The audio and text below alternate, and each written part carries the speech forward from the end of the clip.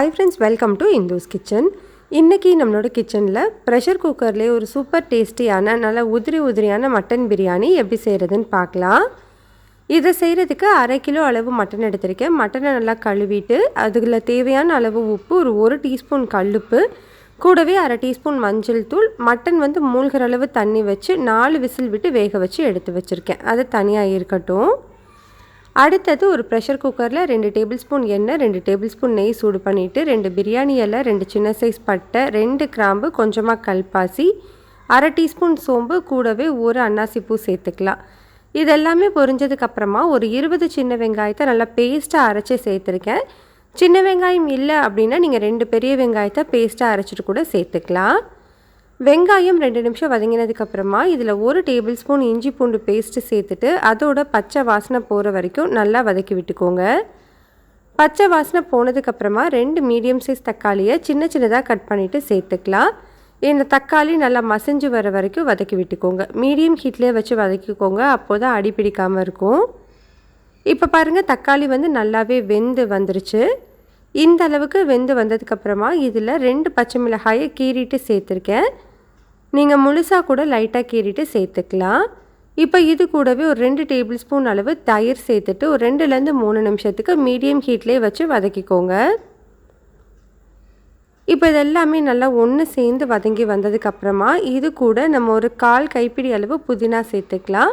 கூடவே 1/4 கைப்பிடி அளவு கொத்தமல்லி சேர்த்துக்கோங்க. இது ரெண்டுமே சேர்த்துட்டு ஒரு 2 நிமிஷம் மட்டும் வதக்கிக்கலாம், ரொம்ப நேரம் வதக்க வேண்டாம். இப்போ நமக்கு புதினா கொத்தமல்லி நல்லா வதங்கி வந்ததுக்கப்புறமா இதில் நம்ம மசாலா தூள் எல்லாமே சேர்த்துக்கலாம். நம்ம மட்டன் வேக வைக்கும் போதே மஞ்சள் தூள் சேர்த்தாச்சு. அதனால் 1 டீஸ்பூன் அளவு தனி மிளகாய் தூள், 1 டீஸ்பூன் மல்லித்தூள், 3/4 டீஸ்பூன் கரம் மசாலா தூள் சேர்த்துருக்கேன். இந்த தூளோட பச்சை வாசனை போகிற வரைக்கும் நல்லா வதக்கி விட்டுக்கோங்க. பச்சை வாசனை போனதுக்கப்புறமா நம்ம ஏற்கனவே வேக வச்சுருக்கிற மட்டன் இருக்குல்ல, அதில் உள்ள தண்ணி எல்லாத்தையுமே பிரித்து தனியாக எடுத்துகிட்டு மட்டனை மட்டும் சேர்த்துக்கோங்க. இப்போ இந்த மசாலாவோட மட்டனை ஒரு 3லேருந்து 4 நிமிஷத்துக்கு நல்லா வதக்கி விட்டுக்கோங்க. அப்போ தான் எல்லாமே நல்லா ஒன்று சேர்ந்து வதங்கி வரும். நல்லா வதங்கினதுக்கப்புறமா நம்ம தண்ணி சேர்த்துக்கணும். மெஷரிங் கப்பில் நான் 2 கப் அளவு பாஸ்மதி அரிசி எடுத்திருக்கேன்.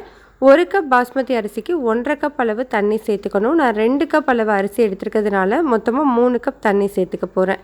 ஃபஸ்ட்டு மட்டன் வேக வச்ச தண்ணி 2 கப் அளவு இருந்தது, அதை சேர்த்துட்டு அதுக்கப்புறமா 1 கப் நார்மலான தண்ணி சேர்த்து நல்லா மிக்ஸ் பண்ணிக்கிறேன். இந்த டைமில் நம்ம உப்பு செக் பண்ணிக்கலாம். மட்டனில் நம்ம வேக வைக்கும் போது உப்பு சேர்த்துருந்தோம், பத்தாமல் இருக்கிறதுக்கு மட்டும் இப்போ சேர்த்துக்கலாம். நான் ஒரு 1/2 டீஸ்பூன் மட்டும் சேர்த்துருக்கேன். இது ஒரு 5 நிமிஷம் நல்லா கொதித்து வரணும். இந்த மாதிரி நல்லா கொதித்து வந்ததுக்கப்புறமா நம்ம அரிசி சேர்த்துக்கலாம். 2 கப் பாஸ்மதி அரிசியை நல்லா கழுவிட்டு ஒரு 1/2 மணி நேரம் ஊற வச்சு எடுத்து வச்சுருக்கேன். தண்ணி எல்லாமே சுத்தமாக வடிச்சிட்டு அரிசியை மட்டும் சேர்த்துக்கலாம். இப்போ இது எல்லாத்தையும் ரொம்ப ஜென்டலாக மிக்ஸ் பண்ணிக்கோங்க, ரொம்ப அழுத்தி மிக்ஸ் பண்ணிடக்கூடாது. அப்படி பண்ணோம் அப்படின்னா நம்மளுக்கு அரிசி உடஞ்சி போயிடும். ஜென்டலாக மிக்ஸ் பண்ணிவிட்டு இதை மூடி ப்ரெஷர் குக்கரில் மீடியம் ஹீட்டில் 2 விசில் விட்டு எடுத்துக்கலாம்.